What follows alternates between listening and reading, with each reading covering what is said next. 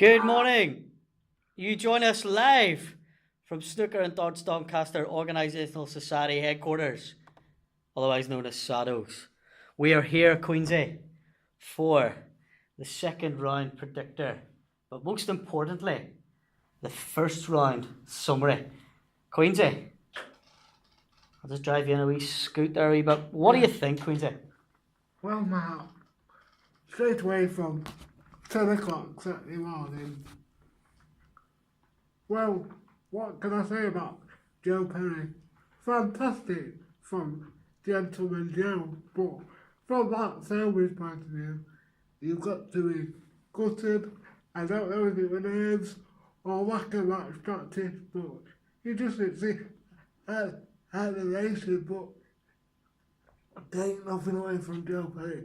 He was absolutely fantastic. He was, Queensy, and as you say, Mark Selby looked nervous. You know, when he raced in a 3-0 lead, Gentleman Joe, I thought he could win this year. Selby, I love Mark Selby, he's a fantastic snooker player. He just looked a bit off, didn't he, Queensy? Yeah, but even at the night time, you expected Mark to fight back a little bit, and it just never happened for him. It didn't, Queensy. Now, before we move on, there's a reason why we're wearing some vintage-looking Doncaster Rovers shirts. I'm just seeing a couple of tweets coming in here from people asking us why we're wearing particular retro shirts, Queensy. Do you want to shed some light on it? Well, we're doing this for a charity, man. No problem. We're doing it for the next 2 days. I'm really looking forward to it. We've done it for the past few years now, man. No problem. But I must admit, if you were doing it inside the wonderful Crucible Theatre, you wouldn't be allowed this year because they've stopped people wearing football shirts. That's right, Queensy, and it's a controversial move. I don't mind it personally. I think, it should be back in the old days where people turn up the snooker in shirt and tie and a nice jacket. But that's another thing, Queensy. That's for something higher than Saddles to debate. The reason we're wearing the football shirts is for the Bobby Moore Trust. Is that, Queensy? Well, can I just say something about first point first, man? Well, I do agree with it, and I think it's the only thing to do at the snooker. You're not going to go there screaming and shouting. You know what script is. Just be peaceful and enjoy the wonderful sport of snooker, man. It is. And well said, Queensy. Honestly, I couldn't have said it any better. First round, a lot of casualties. Queensy, a lot of, like you say, Mark Selby losing 10-4 to a brilliant performance by Joe Perry. Mark Allen had a good win. We watched some of the afternoon session against Liam Highfield. Karen Wilson expected to beat Matthew Stevens. Jamie Jones against Sean Murphy. Neither of us fancied Murphy for that one, Queensy. Or Jones for that one, sorry.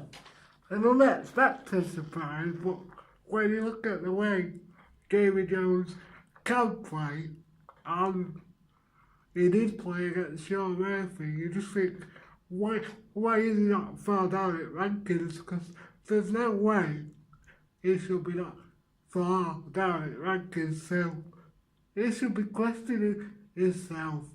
Why am I not far down at rankings? Is it mentality? Because, like you say, Mark, and I know you've got a massive issue with it, playing too many tournaments. Can he get himself up for Barnsley Metrodome Open? Maybe not, Mark, but to be fair to him, against Sean Murphy, he played absolutely fantastic snooker. He did, and credit to him. And we'll look ahead to who he plays in the next round very shortly, Queensy. John Higgins had a good win against Tipcha. 10-7, sorry. Against Stuart Bingham, another casualty against Jack Lewinsky. But again, didn't play well, did he? Jack played really well, and I think for Stuart, no disrespect for Stuart, but I think the lack of tournament practice and match practice did for Stuart, because you can practice as many hours as you want, but there's nothing like that match feeling, and he just had it enough this season. He's not, Quincy. You're right. You're right. And that's the way it is, Quincy. Look at Russell 6, Ricky Walden 10. So Ricky safely through. I think we both call. Can I just say something about that game, Mark? That's not a surprise for me, because Ricky Walden, he's another one that should be in and around top 16. And Luca, he's a good player, but for me now, he's a bit lucky to be where he is. Well, I think in all sport you make your own luck, don't you, Quincy? I think you're always there on merit. A little bit of luck plays is key.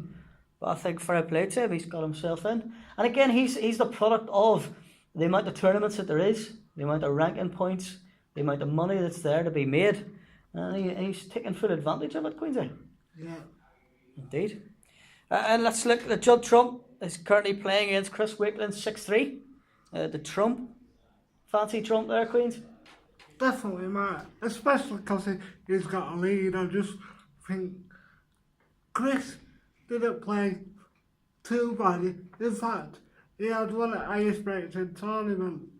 And actually, if against any other seed, it'd probably be a bit closer. But Judd has just got the mark on him, I think. Well said, Queensy. Ding. Good win against Sao Gudong, 10-3. Anthony McGill's currently trailing at round day 6-3. Marco Fu, again, I didn't realise he had such trouble with his eyes, Queensy, with his eyesight. Against Lou Hao Tan. He looks exciting, Queensy. But, like you just said about a fully fit Marco Fu would have had problems against Lou Hao Tan, because he was astonishing. Putting balls from everywhere. He didn't like safety, but the way he could putt, you don't need to make many safety shots, Mark. I agree, Queensy. Well said. Well said. Barry Hawkins a good 10-7 against Stuart Carrington.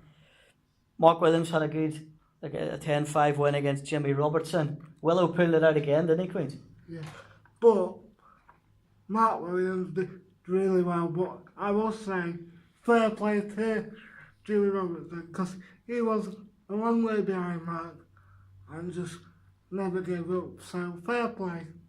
Indeed, Queensy. Indeed. Now, this is a very interesting one. Neil Robertson 5, Robert Milkins 10. Neither of us, by our own admission, Queensy, give Milkins any chance in this fixture, and he proved us both wrong.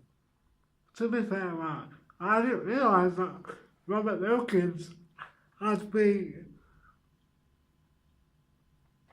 in before it at the Crucible. Yeah. So there's no wonder that Robert Milkins come into the game full of confidence, Mark. Well, that's it, Queensy, and it's all about confidence. And we spoke in the past, didn't we, about the qualifiers, and straight afterwards, Joe Perry said, I think it helped him, the fact that he played 3 games, because he had a bit of momentum going into the Selby game. I'm sure Milkins would have probably felt the same. Well, if you remember on Friday, we did allude to that, Mark, and Joe Perry come straight out and said, this is my first round, this is my 4th round, so really I've had all practice since coming in without any practice, so we're full of confidence.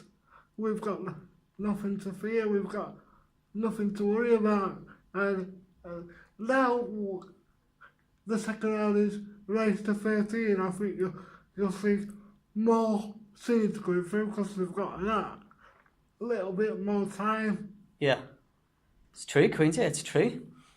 So there we go, and all the best to him in the second round. Ali Carter 10, Graham Dott 8. That's one we sort of had a little bit of a disagreement on.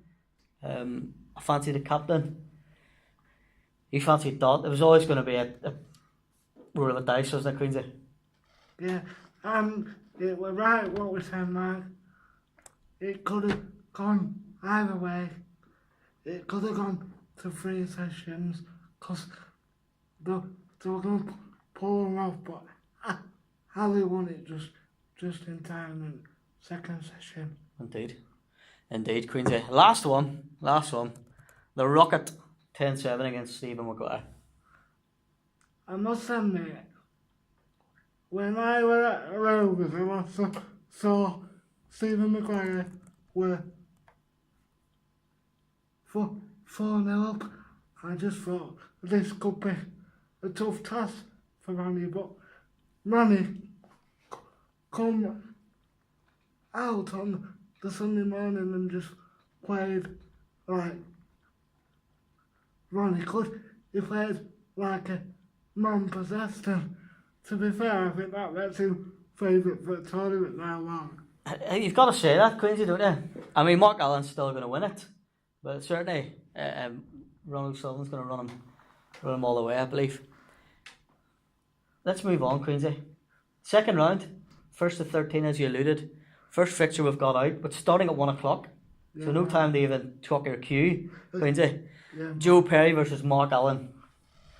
Watching Joe Perry at first round, or watching Mark Allen at first round, I think this is going to be a lot closer than I first thought it would be.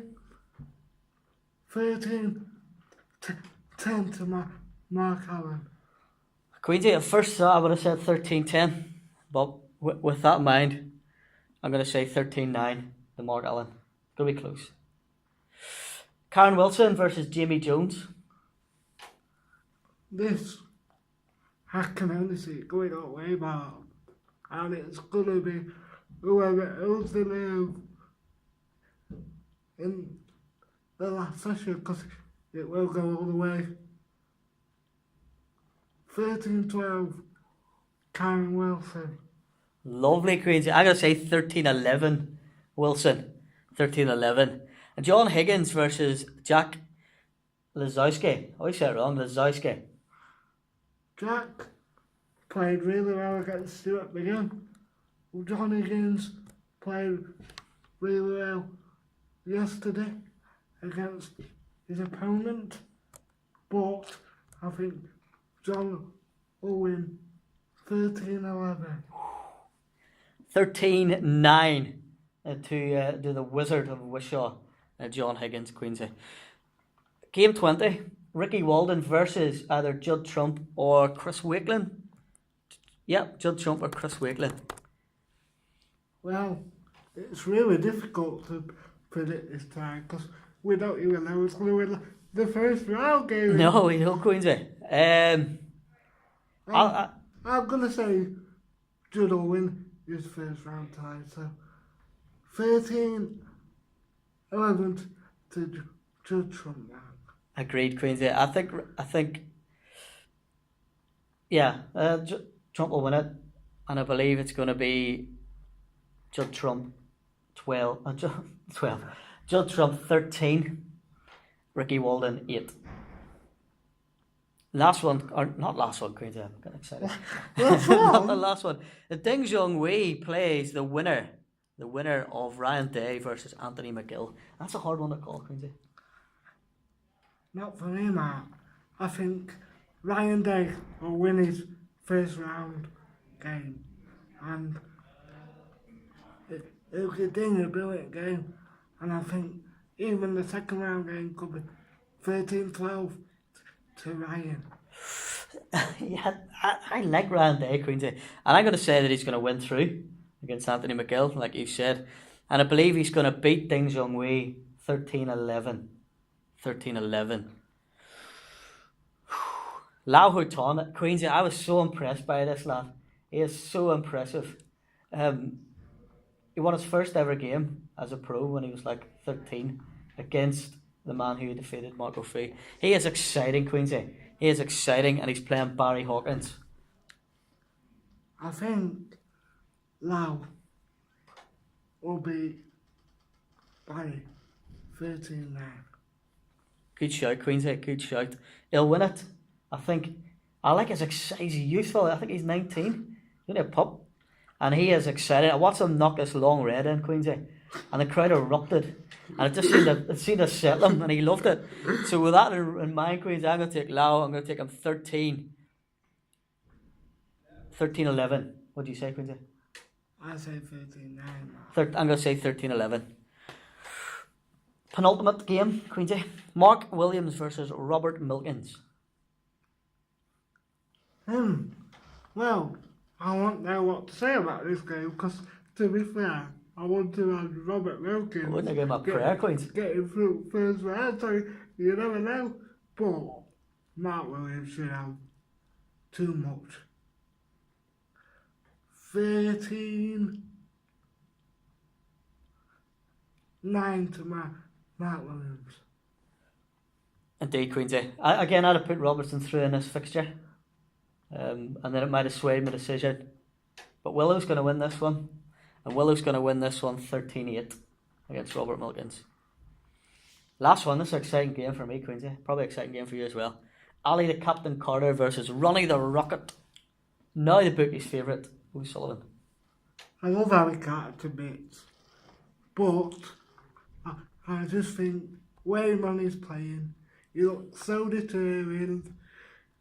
None of this walking out and just smashing balls all over the place. So, Ronnie, 13-7. Indeed, Queens. I'm going to take Ronnie 13-8. The Ronnie.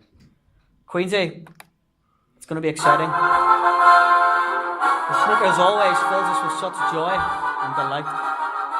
The big game starts at 1 o'clock. Any last words, Queensy? Let's get the boys and the boys. Love it, mate. Back to the studio.